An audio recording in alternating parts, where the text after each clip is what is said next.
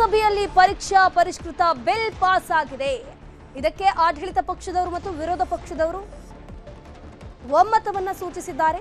ತಿದ್ದುಪಡಿ ಮಸೂದೆ ಅಂಗೀಕಾರವನ್ನ ಮಾಡಿದೆ ಸಂಸತ್. ವಿಪಕ್ಷಗಳ ಗಲಾಟೆಯ ನಡುವೆ ಕೂಡ ಮಸೂದೆ ಅಂಗೀಕಾರ ಆಗಿದೆ. ಇಲ್ಲಿ ಮಸೂದೆ ಬಗ್ಗೆ ಸಾಕಷ್ಟು ಗದ್ದಲಗಳಾಗಿರಲಿಲ್ಲ. ಬದಲಾಗಿ ಗೃಹ ಸಚಿವರು ಮತ್ತು ಪ್ರಧಾನಿಗಳು ವಿದ್ಯಾರ್ಥಿಗಳ ಬಳಿ ಕ್ಷಮೆ ಕೇಳಬೇಕು ಅಂತ ಹೇಳ್ತಾ ಇದ್ರು. ಸೊ ಈ ಗಲಾಟೆಯ ಮಧ್ಯೆ ಮಸೂದೆ ಅಂಗೀಕಾರ ಆಗಿದೆ. ಲೋಕಸಭೆಯಲ್ಲಿ ಪರೀಕ್ಷಾ ಪರಿಷ್ಕೃತ ಬಿಲ್ ಪಾಸ್ ಆಗಿರೋದು. ಪರೀಕ್ಷೆ ಅಕ್ರಮ ತಡೆ ಬಿಲ್ ಇದು. ಧ್ವನಿ ಮತದ ಮೂಲಕ ಮಸೂದೆಯನ್ನ ಅಂಗೀಕಾರ ಮಾಡಲಾಗಿದೆ. ಸೊ ಸಾಕಷ್ಟು ಗಲಾಟೆಗಳಾಗ್ತಾನೆ ಇದೆ. ನಿನ್ನೆ ಕೂಡ ಸಮಯಾವಕಾಶವನ್ನು ಸ್ಪೀಕರ್ ಅವರು ಕೊಟ್ಟಿದ್ರು ಈ ಬಿಲ್ ಮೇಲೆ ಚರ್ಚೆಯನ್ನ ಮಾಡಿ. ಸೊ ಎಲ್ಲರೂ ಕೂಡ ಹೆಲ್ದಿ ಡಿಸ್ಕಷನ್ಗೆ ಅವಕಾಶವನ್ನು ಕೊಡ್ತಾ ಇದ್ದೀವಿ, ನೀವು ಡಿಸ್ಕಷನ್ ಮಾಡಿ ಚರ್ಚೆಯನ್ನು ಮಾಡಿ ಅಂತ ಹೇಳ್ಕೊಂಡು ಅವಕಾಶ ಕೊಟ್ಟಿದ್ರು.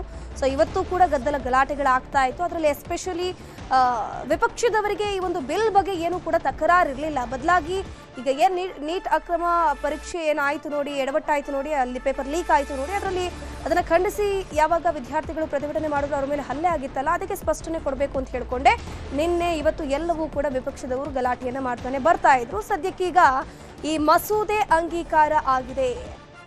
ಪರೀಕ್ಷೆ ಅಕ್ರಮ ತಡೆ ಬಿಲ್ ಏನಿದೆ ಅದು ಅಂಗೀಕಾರ ಆಗಿರೋದು.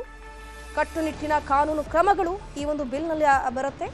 ಧ್ವನಿ ಮತದ ಮೂಲಕ ಮಸೂದೆಯನ್ನ ಅಂಗೀಕಾರ ಮಾಡಲಾಗಿದೆ. ಒಮ್ಮತದಿಂದ, ಸರ್ವ ಪಕ್ಷಗಳ ಒಮ್ಮತದಿಂದ ಇಲ್ಲಿ ಮಸೂದೆ ಅಂಗೀಕಾರ ಆಗಿರುವಂಥದ್ದು.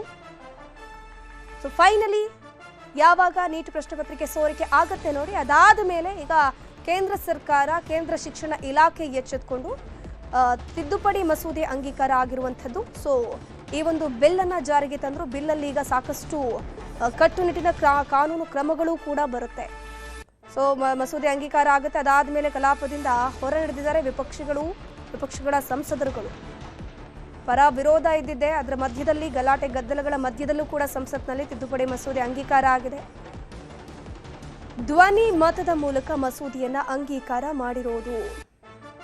ಸೊ ಇನ್ನು ಮುಂದೆ ಯಾರಾದ್ರೂ ಪೇಪರ್ ಲೀಕ್ ಮಾಡಿದ್ರೆ ಅವರಿಗೆ ಇಂತಿಷ್ಟು ಅನ್ನುವಂಥ ಫೈನ್ ಇರುತ್ತೆ, ಇಂತಿಷ್ಟು ಅನ್ನುವಂಥ ಶಿಕ್ಷೆಗಳು, ಇಷ್ಟು ವರ್ಷಗಳ ಶಿಕ್ಷೆಗೆ ಅವರು ಗುರಿಯಾಗ್ತಾರೆ. ಸೊ ಅದೆಲ್ಲವೂ ಕೂಡ ಈ ಬಿಲ್ನಲ್ಲಿ ಬರುತ್ತೆ. ಪರೀಕ್ಷಾ ಕ್ರಮ ತಡೆ ಬಿಲ್ ಪಾಸ್ ಆಗಿದೆ. ಇನ್ನು ಮುಂದೆ ವಿದ್ಯಾರ್ಥಿಗಳು ನಿಟ್ಟುಸಿರು ಬಿಡಬಹುದು. ಯಾಕಂದ್ರೆ ಈಗಿರುವಂಥ ಕಟ್ಟುನಿಟ್ಟಿನ ಕಾನೂನು ಅಡಿಯಲ್ಲಿ ಈ ಬಿಲ್ ಪಾಸ್ ಆಯಿತು ನೋಡಿ. ಇನ್ನು ಮುಂದೆ ಈ ಲೀಕ್ ಮಾಡಕ್ಕೆ ಯಾರು ಹೋಗ್ತಾರೆ ನೋಡಿ, ಅವರು ಎರಡೆರಡು ಬಾರಿ ಯೋಚನೆ ಮಾಡಬೇಕು. ಯಾಕಂದ್ರೆ ಇಲ್ಲಿ ಅಷ್ಟು ದೊಡ್ಡ ಮಟ್ಟಿಗೆ ಅವರಿಗೆ ಶಿಕ್ಷೆಯ ಪ್ರಮಾಣ ಇರೋದು. ಶಿಕ್ಷೆಯ ಜೊತೆಗೆ ದೊಡ್ಡ ಮಟ್ಟದಲ್ಲಿ ಅವರಿಗೆ ಫೈನ್ ಅನ್ನುವಂಥದ್ದು ಇರುತ್ತೆ, ದುಡ್ಡನ್ನ ಕಟ್ಟಬೇಕಾಗತ್ತೆ ಅವರು.